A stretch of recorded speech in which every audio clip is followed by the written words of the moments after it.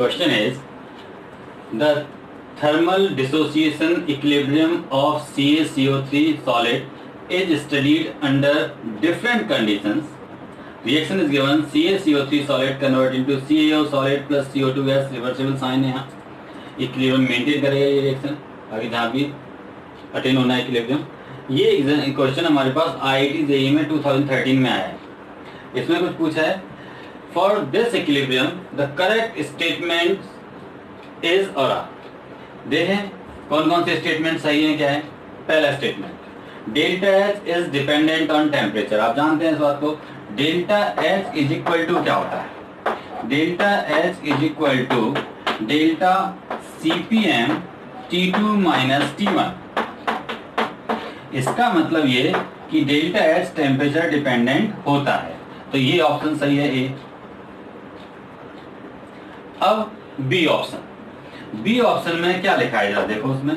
उसमें लिखा हुआ है K is independent of the initial amount of CaCO3. पहली बात तो ये कि CaCO3 सॉलिड स्टेट में है, उससे CO2 कितना प्रोड्यूस होगा. जितना CO2 प्रोड्यूस हो रहा है उसके हिसाब से उसमें CO2 आ गया. उसके बाद आपने इनिशियली ज्यादा लिया कम लिया कितना लिया उससे कोई फर्क नहीं पड़ता. जितना CO2 बन गया उसके बाद में चाहे जितना अमाउंट इसमें बचा रहे. आप मान लीजिए इसमें आपने 10 किलोग्राम ले लिया तो 10 किलोग्राम से कुछ CO2 प्रोड्यूस हो गया, CO2 इक्विलिब्रियम में आ गया. अब बचा हुआ इसमें चाहे वो 9.8 किलोग्राम बचा हो, उससे कोई फर्क नहीं पड़ता. यानी K की वैल्यू CaCO3 पर डिपेंड नहीं करेगी. आप देखो यहाँ पर वैसे भी आप लिखते हैं K इज इक्वल टू होता है partial pressure of CO2 gas. ये Kp कहलाता है. आप इसको Kc के टर्म में लिखते हैं तब भी आप लिखते Kc equal to concentration of CO2 gas. जितना अमाउंट चाहिए इसको बनने के लिए CO2 बनने के बाद में CaCO3 आपने लिया, कितना लिया कैसा लिया उससे कोई डिपेंड नहीं करता K की वैल्यू. अब हमारे पास थर्ड ऑप्शन है C, यानी K इंडिपेंडेंट. ये भी तो हो गया. थर्ड में देखो K is dependent on the pressure of CO2 at given T. Main बात यहाँ पर देखना, गिवन T एक टेम्परेचर फिक्स कर दिया. उस टेम्परेचर पर किसी भी इक्विलिब्रियम के लिए इक्विलिब्रियम कांस्टेंट की वैल्यू फिक्स होती है. अब आप जरा सोचो कि जो आपने वो फिक्स कर दिया K की वैल्यू फिक्स है तो उतना जितना CO2 बनना होगा उतना CO2 बन जाएगा, उतना पार्शियल प्रेशर ऑफ CO2 आ जाएगा. K की वैल्यू जितनी फिक्स है वो आएगी. अब टेम्परेचर अगर आप नहीं बदलेंगे तो K की वैल्यू नहीं बदलेगी तो फिर उसमें CO2 का कोई डिपेंडेंसी आती ही नहीं है.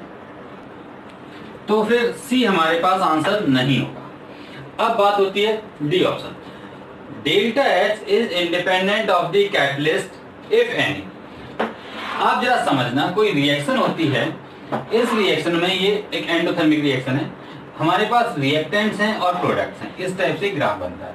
यहाँ पर मैंने R फॉर रिएक्टेंट लिखा है, P फॉर प्रोडक्ट्स लिखा है. यह अगर आप कैटलिस्ट डालेंगे तो इस रिएक्शन की एक्टिवेशन एनर्जी कम हो जाएगी. लेकिन आप देखो ये जो गैप है, ये वाला गैप, ये तो चेंज नहीं हुआ ना. कैटलिस्ट ये जो आपने लिखा है ये विदाउट कैटलिस्ट है.